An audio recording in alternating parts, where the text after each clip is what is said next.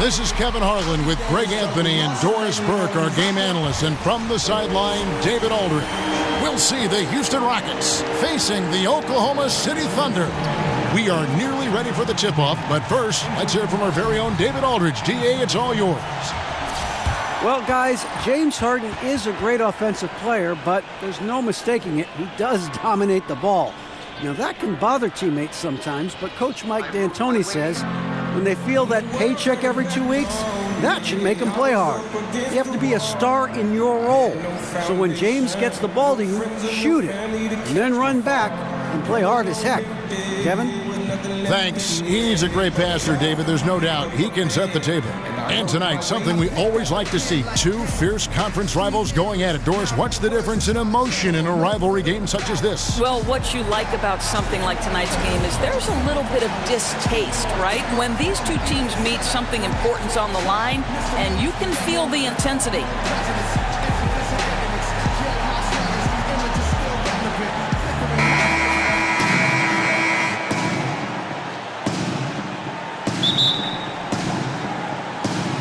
Tip-off goes to Houston. A look at the opening lineup for the Houston Rockets. Filling out the wings, it's Harden and Ariza. Anderson is down low with Capella. And it's Paul in at the point guard position. Now here's Westbrook, following the shot by Chris Paul. The pass to Roberson. Ariza against George. Pass to Adams. They set the pick. He feeds it to Roberson. 6 on the shot clock. George, no good. There's some defense for you. For someone who's as good at shooting the three ball as he is, you need a defender who's equally good at guarding against him. Now, here's Capella. It's Ariza on the wing, defended by George. Anderson with the screen for Ariza. And he didn't get quite enough under that one. Rockets on defense. Outside, George lets it go from deep. Score the basket. Nice shot after missing his first attempt. It takes a lot to bother Paul George. The defense was all over him, but in the end, he's just a little bit quicker. Screen by Capella. Capella sets a screen for Ariza. Passes it to Harden. Great use of the pick to create room for the jumper. You know, the assist has to go to the screen on that play. Gave him all the room he needed to rise and fire. Westbrook against Paul. Screen by Adams. Roberson. That 3 off the mark. Not quite enough defense. That time around, just lucky he was off. Harden's shot is good. And with Harden, it's pick your poison. Not only a tenacious penetrator, but also a consistent threat from three-point. Now here's Westbrook. Over to the left wing. On the wing, George. The dish to Patterson. Over Anderson. Patterson can't get it to go. That's what we're talking about in terms of the activity level defensively. You got to protect the rim. No, exactly, Greg. Especially when the ball is that deep inside. You've got to respect how he altered that shot. Stolen away. Nice job to interrupt the alley-oop attempt there. If you're just tuning in, we've played about 2.5 minutes here in the first. And Westbrook, here we go. And off target as he starts the game 0 for 1. And last year, one of the bigger surprises in the NBA, the Houston Rockets. And remember, absent Dwight Howard, a lot of people thought maybe they're going to take a step back. And in the year where several other super teams in the league kind of took a step forward, the Rockets were able to hold their own. The team has a system that works, and they have bought into it. And top to bottom, they've been making smart decisions. Count that bucket. Well, we know that Patrick Patterson can step away and be a force as a face-up guy, but still plenty dangerous inside. Screen by Capella. And that one clearly a foul. Gets the whistle, and 2 shots coming up. Well, across the board last season, James Harden, Greg, saw his numbers jump through the roof, but he showed improvement both in his defensive engagement as well as his rebounding.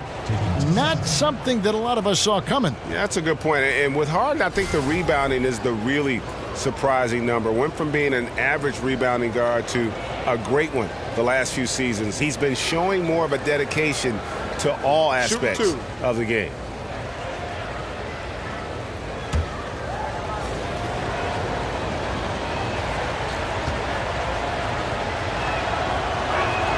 First one falls for him. And watching James Harden, the amount of shots he is able to create for himself and his teammates, he just does so much from his position that is unrivaled. One of the greatest offensive threats, not only today, but really of the last decade.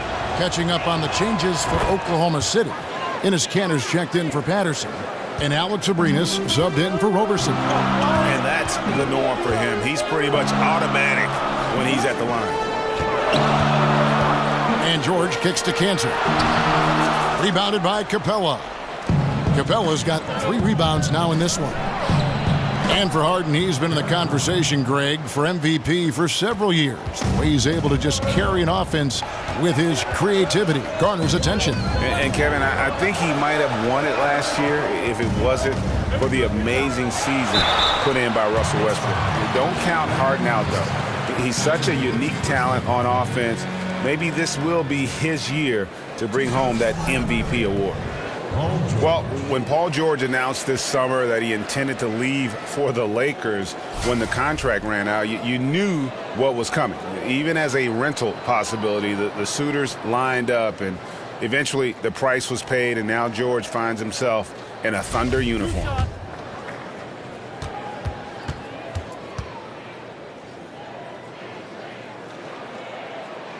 And the first one drops. And to many, the Thunder came out of nowhere to land George in that trade. You know, most thought Cleveland or maybe Boston were the front runners for his services, but the Thunder snuck in and made their team a 2-star squad once again. Very interesting to see how far the duo of Westbrook and George can go. And that's good as he hits both of his shots.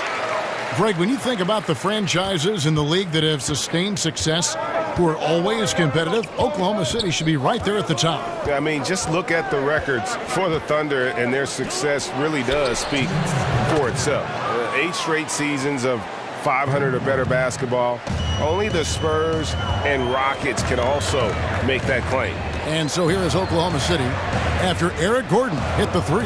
George passes to Kristen. Oklahoma City moving the ball around. And 2 free throws coming up, unable to get that one to go with all the contact. It's on Nene. Opening night, regular season doors, every club in the league hoping to pile up early wins. But how important is it really to come out of the gate strong and have that look in your eye, that focus? I think if you're a young team where the key parts and personnel are in their formative stages, this is critical to getting some confidence and feeling like, okay, I know how to win at the NBA level. If you're a more veteran-laden team, they far greater understand that the NBA 82-game grind is about pacing. So I think it depends team to team what your approach and how important the early start is. Great analysis. So 1 for 2 that time at the stripe. Well, if you think back to last season, guys, the narrative was that Russell Westbrook had 0 help on this roster. To be completely honest, I thought it was unfair to the pieces that were around Russell Westbrook and the job they did playing their roles to exactly the standard this organization wanted. Here's Kristen following the basket by Nene. And Kristen kicks to George. Pass to Abrinas. 3-pointer. Doesn't go that time. The Rockets go the other way with it. And what the fans are saying is that Westbrook, Doris, just needs more help around him. Well, certainly the acquisition of Paul George should relieve some pressure on Russell Westbrook because now he's teamed along yet another superstar. George, no good. Just doing the job on the backboard. In the corner, it's Gordon. And Kanter pulls it down. Thunder trailing by 6. Kristen, the pass to George. Lays it up off the glass. George has got 7 points. And Paul George very confident down on the low block. He positions himself well to get off any shot he wants. Deflects the pass. And Baamute dishes to Gordon. Back to Ba'amute. Kept alive by Houston. A nice shot by Tucker. Tucker's got his first bucket in this one. Oh, if you don't put a body on Tucker, he will find a way to burn you on the offensive glass. And George kicks to Grant. It'll count. And no good trying to get that one. And so it's the Houston Rockets with a 6-point lead at the end of the quarter. And it's been their rugged defense setting the tone. Back right after this.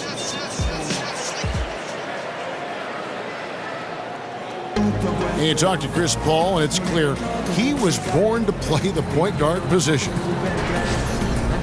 Fortunately, I've always been vertically challenged, so I've never had to play power forward or center on anybody's team. I've been passing and getting into the lane, dishing the ball off to a teammate, helping people score my entire career.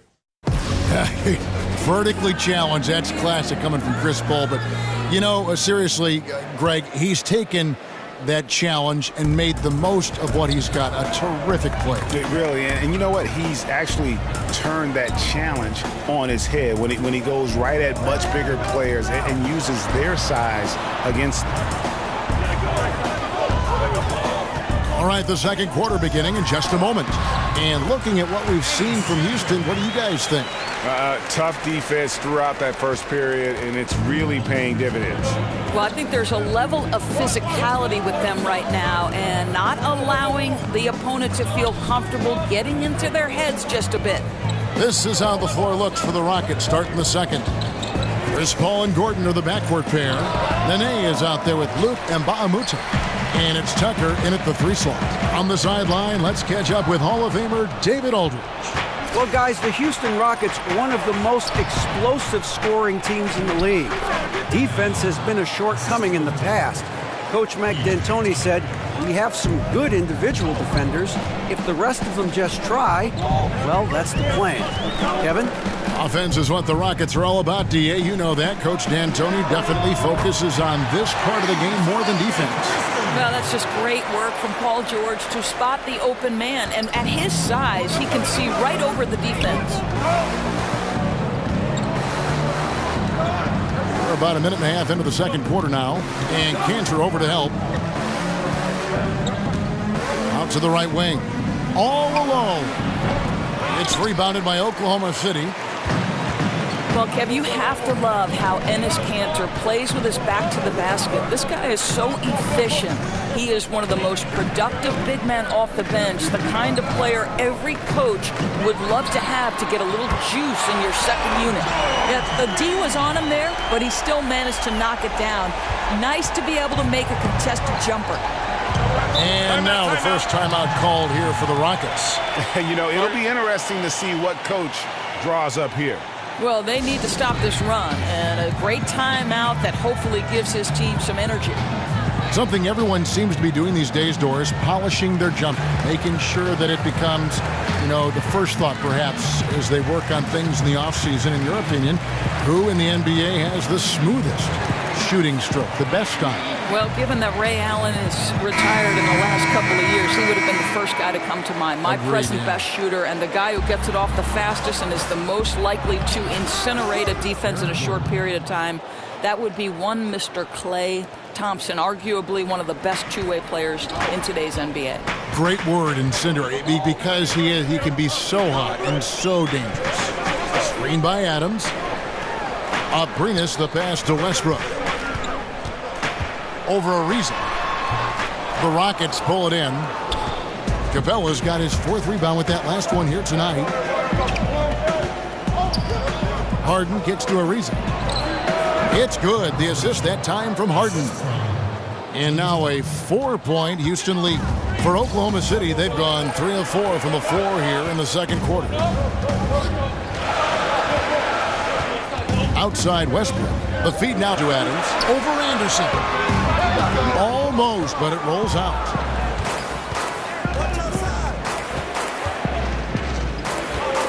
Gordon gets to Ariza. Traps in the tray. Ariza's got 5 points now this quarter.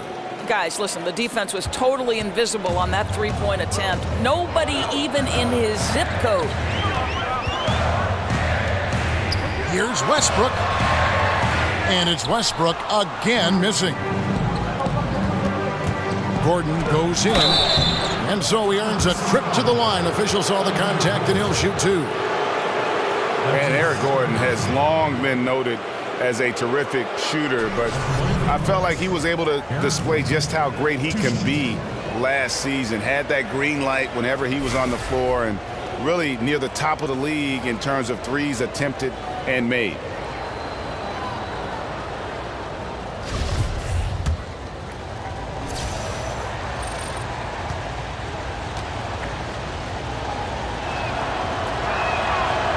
And he makes the first.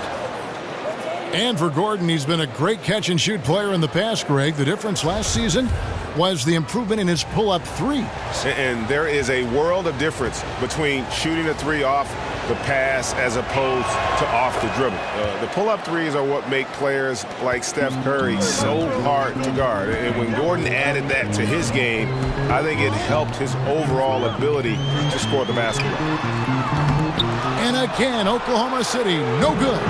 Another rebound hauled in. They're hitting the glass with a lot of passion. On the wing, Harden. He's covered by Westbrook. Harden's shot is off. Well, they know not to leave him open from mid-range, and they're all over him on that shot. Here's Roberson. And again, Oklahoma City, no good. Harden against Westbrook. There's the three. And no good that time. And Oklahoma City will go with it the other way. Here's Roberson. And he's fouled pretty hard on that shot, but he's got the chance to pick up the points at the line. Yeah, good job to take it right at the D.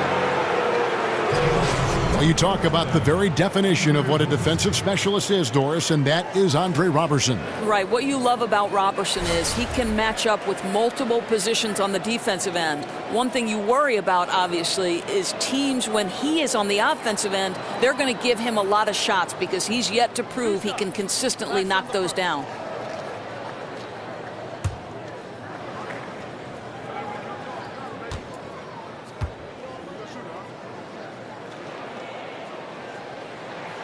That free throw, no good.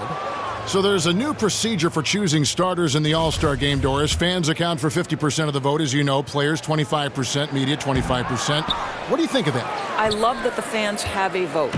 I would like to see the percentages changed in this way.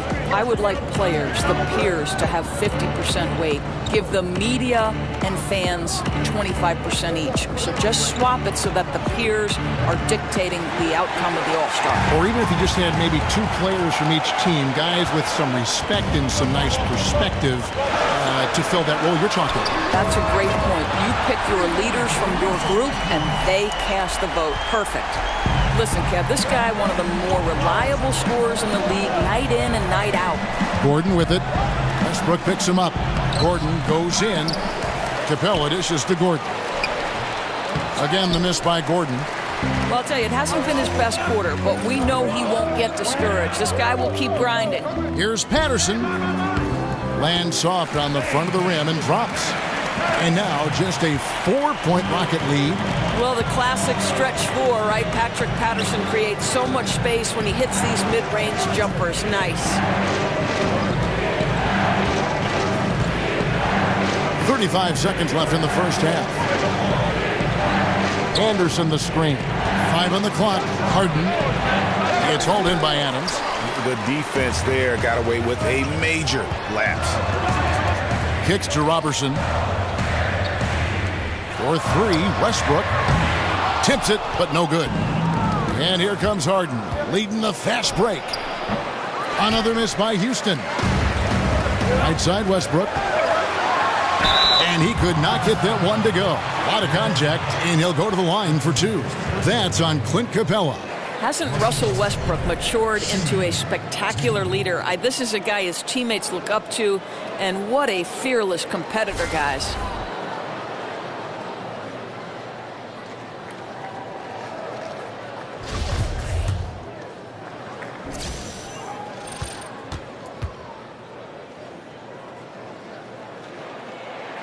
And the first one at the line is good.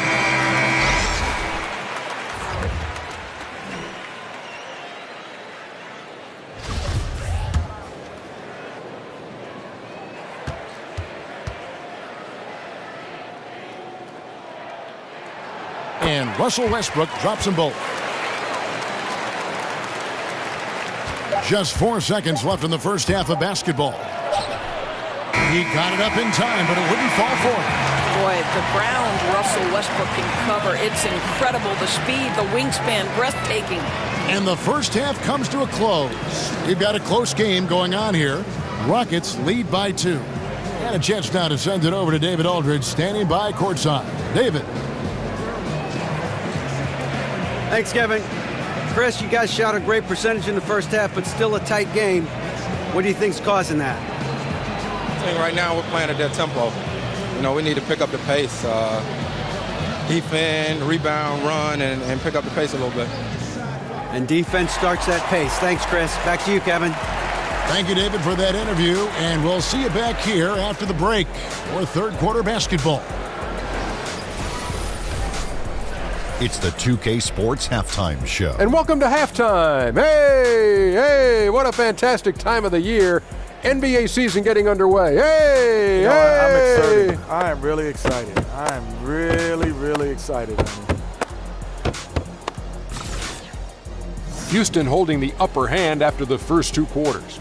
They've got a 2-point lead. Kenny, what did you see from them? Well, their reserves showed up tonight. Not just on hustle plays, but in points. And that's what you got to do coming off the bench to maximize your minutes.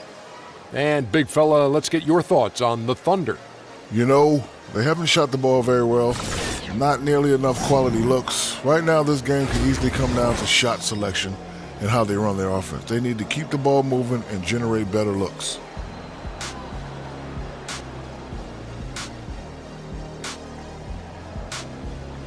So that'll do it for now as we send you courtside with Kevin Harlan and the rest of the 2K crew for the start of the second half.